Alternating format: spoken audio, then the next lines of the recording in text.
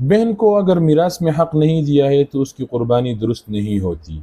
ये एक ऐसी गुफ्तगू, एक ऐसा मसला है कि अभी चंद दिनों में बहुत सारी वीडियोज़, बहुत सारे क्लिप मेरे सामने आ चुके हैं, जिसमें आम आदमी, कोई एक दो मौलवी मैंने इस तरह सुने, जिसमें ये कह रहे थे कि अगर किसी ने बहन को मीरास का हक़ नहीं दिया तो उसकी क़ुरबानी दुरुस्त नहीं है।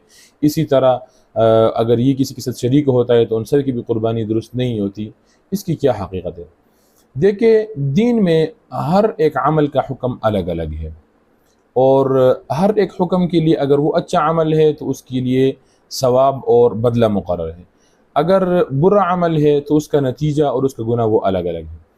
इसी तरह इस मौके पर भी मीरास, ये एक अलग मसला है। अपनी बहन को मीरास में हक़ नहीं देना ये एक अलग मसला है, एक बहुत अजीम और कबीरा गुनाह है। चाहिए कि इसकी तलाफ़ी की जाए और ये हक़ अदा कर लिया जाए। लेकिन इसकी वजह से क़ुरबानी पर असर पड़ जाना जिस तरह की मशहूर है, ऐसी बात नहीं है। अगर कोई शख़्स बहन को मीरास में हक़ नहीं देता तो ये अलग एक अज़ीम गुनाह है।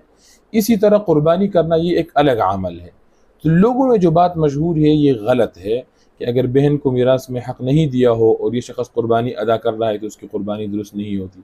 इसी तरह अगर ये किसी के पास शरीक हो जाए तो उनकी भी क़ुरबानी नहीं होती। ये बात गलत है, बल्कि मीरास एक अलग गुनाह है, एक अलग अमल है, और इस तरह क़ुरबानी एक अलग अमल है।